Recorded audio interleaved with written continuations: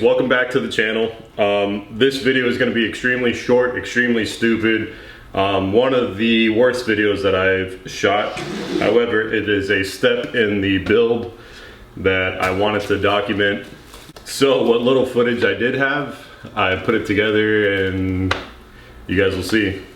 The following video that we're going to be shooting starting this week, it'll be a two-part video, and it's going to be a lot more thorough on what I'll be doing, because obviously I don't know how to put a transmission together. Even if it is the shifter, or even if it is, I don't know, a cylinder, master cylinder, or clutch fork, or whatever the case is. So that's one reason, or excuse rather, to why this video is extremely boring. My apologies. It'll get significantly better if you sit tight and you just stay true to the channel. We're gonna film everything on this car, so there's gonna be some good videos, there's gonna be some shitty videos, but we're gonna film it all nonetheless. And thank you guys for even clicking this video to watch it, and yeah. Alright, a quick overview of the R154. I have a tripod R154. Obviously secondhand, you can tell by just the state of it. For the most part, everything is still intact. Obviously some parts need replacing, like the cylinder. The input shaft's got a tiny bit of play to it. We'll worry about it when we get there. I got it for a crazy deal. I traded my GE motor plus a couple $100 on top of that to my good friend Eddie over at Frankenstein Garage. So he blessed me with this R154. We're going to start cleaning it off, and we'll see where it takes us. So I know there's different ways to clean something of this sort. I'm going to do simple green, and hopefully it does its job. It's just what I had in the garage. I have a Febreze spray bottle. I'm gonna fill it up and go to town. It wouldn't be my video if I didn't spill half of it before going into the spray bottle. I'll go ahead and fast forward through this part, because obviously you don't want to see me clean a transmission. That's not why you came here.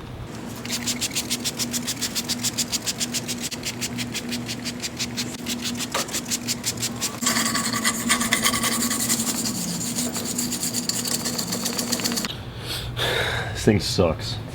I ordered the GS300 tripod shifter from Drift Motion, and when I lined up the shifter housing to my R154, the holes didn't line up.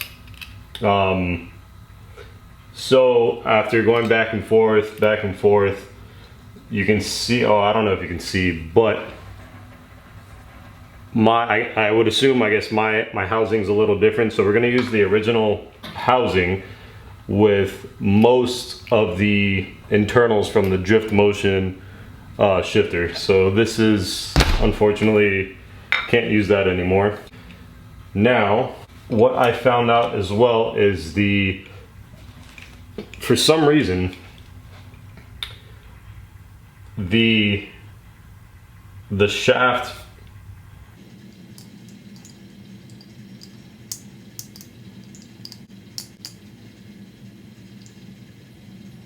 for some reason the shaft from the Drift Motion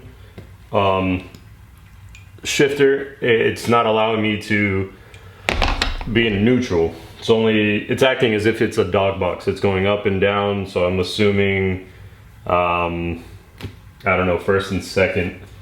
So what I'm gonna do, this is the old housing as well. What I'm gonna do is try my best to at least mock everything up, because I still have to order a gasket for this thing. And then once I do that, I can come back to it, re-torque everything down, put some thread locker in it, and make sure that it's good to go.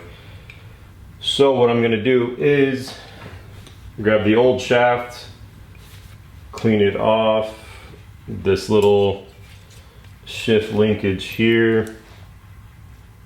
The shift linkage is this little bracket is from the the new one, because for some reason mine's bent. I don't know if you guys can see that, but it's bent to the point that it makes it kind of uncomfortable to put the shifter down into it. So we're gonna swap that.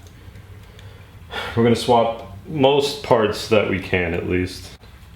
We're gonna use the same bolt from Drift Motion, make it a little bit, any new part that I can use onto this new setup, I'm gonna try.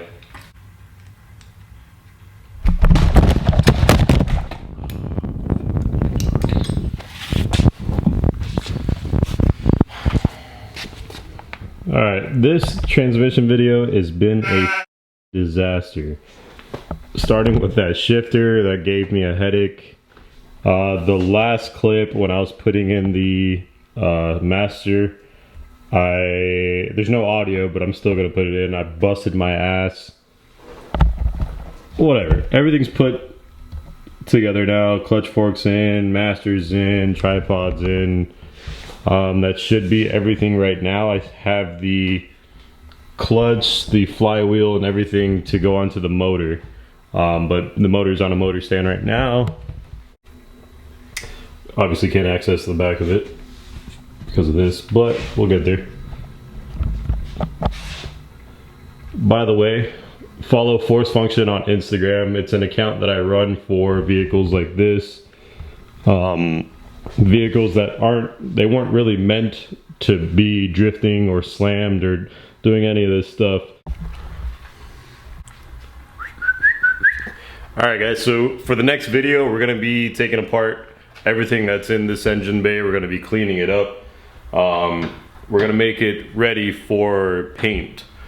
I'm still debating on the color or finish that I want to do for the engine bay. However, we got to get all this stuff done regardless. I'm going to try to make it a two-part video, but obviously disassembling an engine bay is not the most exciting thing. So I'll try to put some excitement in there. I mean, maybe you're going through the same thing. You don't know how to take apart certain AC lines or whatever the case is, and I'll be the one that's there to fail first, so you don't have to do it.